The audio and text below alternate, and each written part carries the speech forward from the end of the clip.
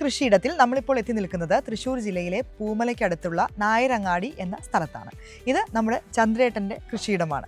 ഇവിടെ വരുന്നത് ഇതുപോലെ പാവലുണ്ട്, പിന്നെ പയറ്, പിന്നെ നമ്മുടെ ഇഞ്ചി, മഞ്ഞൾ, കോവൽ ഒക്കെ ഉണ്ട്. അതൊക്കെയാണ് പ്രധാനമായിട്ടും ഇവിടെ കൃഷി ചെയ്യുന്നത്. അപ്പോൾ നമുക്ക് ഈ ഒരു കൃഷിയുടെ കാഴ്ചകൾ കാണാം, ഒപ്പം ഇവിടുത്തെ കാര്യങ്ങളൊക്കെ നമ്മുടെ ചന്ദ്രേട്ടനോട് ചോദിച്ച് മനസ്സിലാക്കാം.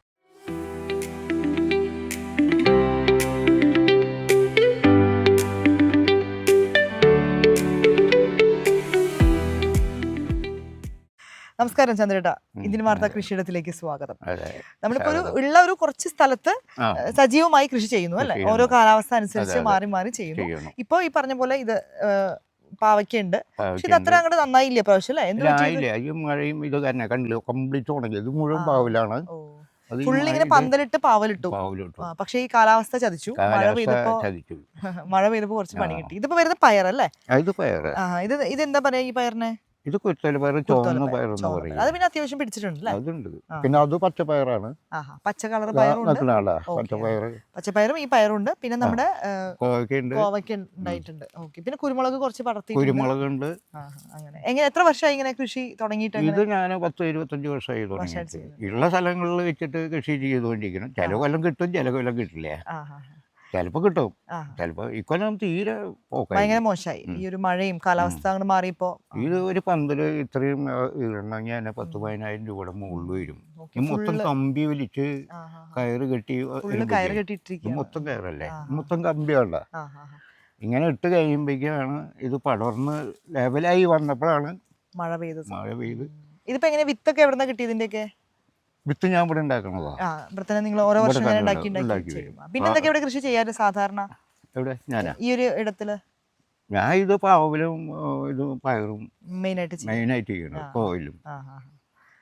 കോവലാണ് ഏറ്റവും രക്ഷപ്പെട്ടു വരിക. ഈ പ്രാവശ്യം കോവലും ചതിച്ചു. സാധാരണ നന്നായിട്ട് ഉണ്ടാവാറുണ്ട്, ആളുകൾക്ക് കൊടുക്കും, വിൽക്കാനൊക്കെ ഉണ്ടാവാറുണ്ട്. ഈ പ്രാവശ്യം കൂടുതൽ കൊടുക്കാനുണ്ടായില്ല. ശരിക്കും 4 ദിവസം 3 ദിവസം കഴിയുമ്പോൾ ഈ പയർ പൊട്ടിക്കണേ, അതിനുള്ള ഇതില്ല. പണിയെടുക്കണത് ബാക്കിയാന്ന് മാത്രം. മര്യാദ സഹായിക്കാനുണ്ടാവും, എന്നാലും ഫുള്ള് നിങ്ങൾ തന്നെ ചെയ്യും. പിന്നെ വെള്ളം അടിച്ചിട്ട് അമ്പലാക്കിയിട്ട് കംപ്ലീറ്റ് നനച്ചെടുക്കും. എല്ലാ ദിവസം കാലത്ത് നനയ്ക്കും. ഈ ഒരു എങ്ങനെയുണ്ട്, ഈ ഒരു പ്രദേശം എങ്ങനെയുണ്ട് കൃഷിക്ക് അനുയോജ്യം? പ്രദേശം കുഴപ്പമില്ല, നല്ല സ്ഥലങ്ങളാണ്.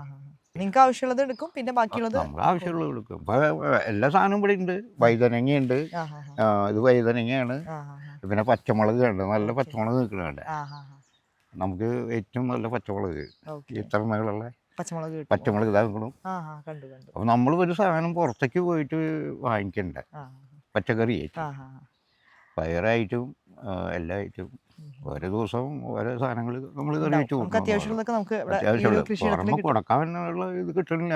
ഇപ്പൊ ഈ ഒരു മഴ കാരണം 26 സെന്റ് ഉണ്ട്. അതായത് സ്ഥലത്ത് ഈ ഒരു കഷ്ണത്തിലാണ് ഈ പച്ചക്കറി ചെയ്യാൻ പറ്റുള്ളൂ. ബാക്കി അതിൽ തെങ്ങും ഒക്കെയാണ്. അതിൽ മുരിങ്ങക്കായുണ്ട്, കടച്ചക്കയുണ്ട്. പിന്നെ ഡെയിലി ഒക്കെ ഒന്ന് കൂട്ടാൻ വെക്കാനൊക്കെ തട്ടിക്കൂട്ടി നമ്മുടെ ഈ പറമ്പ് എല്ലാം കിട്ടും. ഈ മഴ ചതിച്ചില്ലായിരുന്നെങ്കിൽ നന്നായിട്ട് വിൽക്കാനും ഉണ്ടായിരുന്നു, കിട്ടിയായിരുന്നു.